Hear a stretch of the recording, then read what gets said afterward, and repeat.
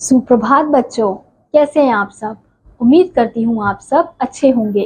तो बच्चों, पिछली कक्षा में हमने पढ़ा था शब्द विचार के बारे में। आज की कक्षा में हम पढ़ने वाले हैं अध्याय नंबर 4, जिसका शीर्षक है संधि। संधि का सामान्य अर्थ है मेल। व्याकरण में संधि 2 वर्णों में होती है, जैसे हिम जमा आल्य। क्या बना? हिमालय। यहाँ हिम शब्द का अ और आल्य शब्दों की आ में संधि हुई है। अतः हम कह सकते हैं कि 2 वर्णों के परस्पर मेल से जो विकार या परिवर्तन होता है तो उसे संधि कहते हैं। यानी कि जब 2 वर्णों को मिलाया जाता है और उनमें किसी भी प्रकार का परिवर्तन होता है तो वो क्या कहलाती है? वो कहलाती है संधि। क्योंकि संधि का सामान्य अर्थ ही क्या होता है? मेल। अब हम यहाँ देखेंगे संधि के भेद। संधि के 3 भेद होते हैं। कौन कौन से? पहला स्वर संधि, दूसरा व्यंजन संधि और तीसरा विसर्ग संधि। सबसे पहले स्वर संधि के बारे में पढ़ते हैं। दो स्वरों के मेल से जो वर्ण परिवर्तन होता है उसे स्वर संधि कहते हैं। यानी कि जो 2 स्वरों, यानी कि स्वर कौन से? अ आ इ ई, ये क्या है? हमारे स्वर। तो इनके मेल से जो वर्ण परिवर्तन होता है उन्हें हम स्वर संधि कहते हैं। जैसे रवि जमा इंद्र। क्या बना? रविंद्र।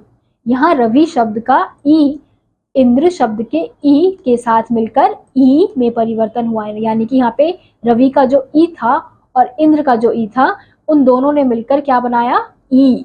तो ये क्या हो गए? रविंद्र। ऐसे ही स्वर संधि के भेद। स्वर संधि के निम्नलिखित 5 भेद होते हैं। कौन कौन से? दीर्घ संधि, गुण संधि, वृद्धि संधि, यण संधि और अयादि संधि। तो सबसे पहले दीर्घ संधि। हस्व या दीर्घ अ ई उ के बाद यदि हस्व या दीर्घ अ ई उ स्वर हो तो दोनों के स्थान पर दीर्घ आ ई उ हो जाता है, उसे दीर्घ संधि कहते हैं। जैसे अ आ जमा अ आ क्या बन जाता है? आ बन जाता है। ऐसे ही ई ई ई ई क्या बन जाता है? ई। ऐसे ही उ जमा उ तथा अपि तथापि, मही इंद्र महेंद्र, अति इव अतीव, भानु उदय भानुदय, सूर्य उर्मी सूर्योर्मी, वधु उत्सव वधुत्सव, गिरी ईश गिरीश। अब अगला है गुण संधि। जब आ का संयोग ई उ तथा री से होता है तो क्रमशः ए ओ और अर हो जाता है। इस प्रकार की संधि गुण संधि कहलाती है। जैसे आ जमा ई क्या बन जाता है? ए। ऐसे ही आ जमा उ या उ क्या बन जाता है? ओ। ऐसे ही या आ जमा री क्या बन जाता है? अर। जैसे देव जमा इंद्र देवेंद्र, महा जमा ऋषि महर्षि, दया जमा उर्मी दयोर्मी, सोम जमा ईश सोमेश, पुष्प जमा इंद्र पुष्पेंद्र, रमा जमा इंद्र रमेंद्र, सप्त जमा ऋषि सप्तऋषि, वीर जमा उचित विरोचित। अब अगला है वृद्धि संधि। जब अ या आ के आगे ए या ए आए तो दोनों के स्थान पर ए ओ या और आए तो दोनों के स्थान पर और हो जाता है, इसे वृद्धि संधि कहते हैं। जैसे अ या आ ए या ए बन जाता है। ऐसे ही अ या आ जमा ओ या ओ बन जाता है। जैसे एक जमा एक एक। ऐसे ही जल जमा ओद जलौद, लोक जमा एशना लोकेशना, परम जमा औदार्य परमौदार्य, धन जमा ऐश्वर्या धनैश्वर्य। ऐसे ही वीर जमा औदार्य, वीरौदार्य। ऐसे ही अत्यंत जमा औदार्य, अत्यंत तौदार्य। ऐसे ही परम जमा ओज, परमोज। अब अगला है यण संधि। हस्व या दीर्घ ई, उ, री के बाद यदि असमान स्वर आता है तब ई को य, उ को व और री का र में परिवर्तन हो जाता है। इसे यण संधि कहते हैं। जैसे अति का अति जमा अल्प, अत्यल्प। प्रति जमा एक, प्रत्येक। मात्र जमा इच्छा, मातृच्छा। सखी जमा आगमन, सख्यागमन। ऊपरी जमा उक्त, उपयुक्त। पितृ जमा आज्ञा, पित्राज्ञा। सु जमा आगत, स्वागत। अधि जमा एषणा, अध्येषणा। अब अगला है अयादि संधि। ए, ओ तथा ओ स्वर के बाद यदि कोई अन्य स्वर आए तो ए का ए का ए तथा ओ का अव, आय तथा ओ का अव हो जाता है। यह अयादि संधि कहलाती है। जैसे ने जमा अन, नयन। पो जमा इत्र, पवित्र। न जमा इका, नायिका। पो जमा अन, पवन। भौ जमा उक, भावुक। सह जमा अक, सायक। पौ जमा अन, पावन।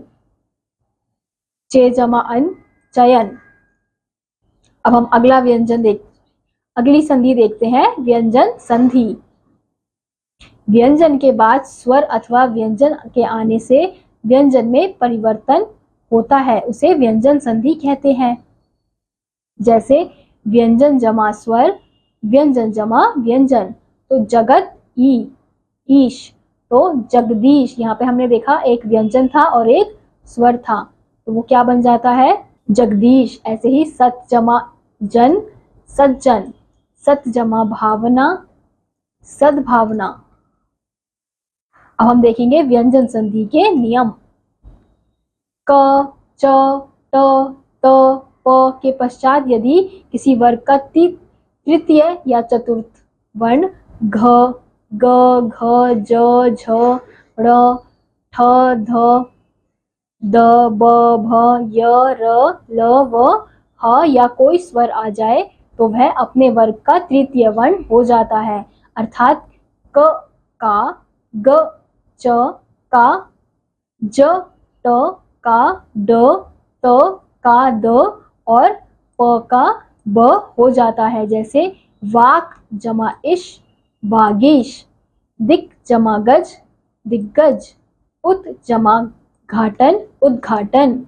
सत जमा वाणी, सतवाणी। षट जमा आनंद, षडानंद। दिक जमा अंत, दिगंत। जगत जमा अम्बा, जगदम्बा। अब अगला है, यदि किसी वर्ग के प्रथम वर्ण क, च, ट, त, प के बाद किसी वर्ग का पंचम वर्ण अंगा, इया, अड़ा, न, म हो तो पहले वर्ण के स्थान में उसी वर्ण का पंचम हलंत वर्ण हो जाता है। जैसे वाक जमा मय, वान्मय। जगत जमा नाथ, जगन्नाथ। षट जमा मास, षण्मास। उत जमा मत, उत्मत। तो अगला है छ के पहले यदि कोई स्वर हो तो छ से पहले च वर्ण जुड़ जाता है। जैसे वि जमा छेद, विच्छेद। परि जमा छेद, परिच्छेद। अनु जमा छेद, अनुच्छेद। अब अगला है त जमा या, त या द के बाद यदि च अथवा छ हो तो त या द के स्थान पर च या झ हो तो ज, और ट या ठ हो तो ट, या ड या ढ हो तो ड, और ल हो तो ल होता है। जैसे उत जमा चारण, उच्चारण। सत जमा छत्र, सच्छत्र। तत् जमा टीका, तट्टिका। उत जमा लेख, उल्लेख। अब अगला है, यदि त या द के बाद ह हो तो त के स्थान में द हो जाता है और ह के स्थान में ध हो जाता है। जैसे तत् जमा हित, तद्धित। उत जमा हरण, उद्धरण। यदि त के बाद श हो तो त का च होता है और श का छ हो जाता है। जैसे उत जमा शिष्ट, उच्छिष्ट। सत जमा शास्त्र, सच्छास्त्र। उत जमा श्वास, उच्छ्वास। तत् जमा शंकर, तचक्कर। श के बाद यदि अंतस्थ य, र, ल, व या ऊष्म श, श, स, ह वर्ण हो तो म का अनुस्वार हो जाता है। जैसे आकृष्ट जमा त, आकृष्ट। पृष्ठ जमा ठ, पृष्ठ। उत्कृष्ट जमा त, उत्कृष्ट। शश जमा थ, षष्ठ।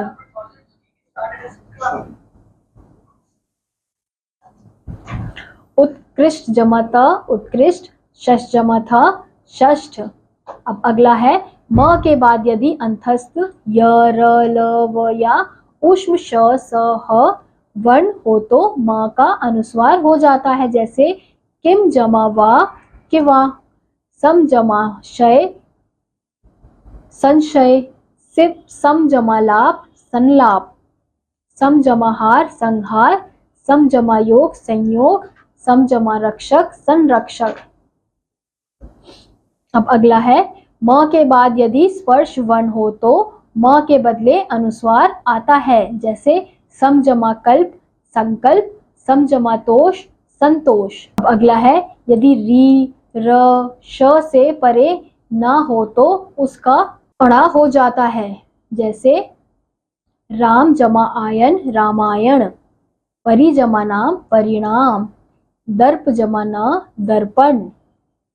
ऐसे ही अब हमारा अगला संधि है विसर्ग संधि। विसर्ग के साथ स्वर या व्यंजन की संधि को विसर्ग संधि कहते हैं। जैसे तपह वन, तपोवन। दुह आचार, दुराचार। अब विसर्ग संधि के नियम। विसर्ग से पहले यदि अ और उसके बाद भी अ या किसी वर्ग के तीसरे, चौथे, पांचवें वर्ण ग, घ, अंग, ज, झ, य, ड, ढ, अण, द, ध, न, भ, म अथवा य, र, ल, व, श में से कोई वर्ण हो तो विसर्ग का ओ हो जाता है। जैसे मना, अनुकूल, मनोकूल, मनोनुकूल। तपह जमा बल, तपोबल। ऐसे ही वय जमा वृद्ध, वयोवृद्ध। पय जमा धर, पयोधर। मना जमा नित, मनोनित। सरह जमा ज, सरोज। ऐसे ही अगला है, विसर्ग से पहले अ, आ को छोड़कर कोई दूसरा स्वर हो और उसके बाद कोई विसर्ग स्वर वर्ग के तीसरे, चौथे, पांचवें वर्ण ग, घ, ग, घ, अंग, ज, झ, य, ड, ढ, अण, द, ध, न, ब, भ, म या य, र, ल, व हो तो विसर्ग का र हो जाता है। जैसे निह आशा यानी कि निराशा। निह धन, निर्धन। निह अर्थक, निरर्थक। दुहज जमा जन, दुर्जन। ऐसे ही अगला है, विसर्ग से पहले कोई स्वर हो और बाद में च, छ या श हो तो विसर्ग का श हो जाता है। जैसे दुह जमा चरित्र, दुष्चरित्र। निह जमा छल, निश्चल। ऐसे ही अगला है, विसर्ग से पहले ई या उ हो और बाद में क, ख, ट, ठ, प, फ हो तो विसर्ग का श हो जाता है। ऐसे ही जैसे निह जमा कलंक, निष्कलंक। निह जमा प्राण, निष्प्राण। निह जमा फल, निष्फल। ऐसे ही अगला है, विसर्ग के बाद यदि त या स हो तो विसर्ग का सा हो जाता है। जैसे नवा जमा ते, नमस्ते। दुह जमा साहस, दुस्साहस। ऐसे ही अगला है, यदि विसर्ग से पहले अ या आ हो तो और बाद में भिन्न स्वर हो तो विसर्ग का लोप हो जाता है, जैसे अतः जमा एव, अतएव। ऐसे ही अगला है, यदि विसर्ग के बाद र हो तो विसर्ग लुप्त हो जाता है, उसका पूर्व स्वर दीर्घ हो जाता है, जैसे निह रोग, निरोग, निह रस, नीरस, निह रज, नीरज, निह जमा रव, नीरव। इसी के साथ बच्चों आज का ये अध्याय यहीं समाप्त होता है। उम्मीद करती हूँ आपको ये अध्याय समझ आया होगा। मैं आपसे मिलूंगी अगली वीडियो में, तब तक के लिए नमस्कार।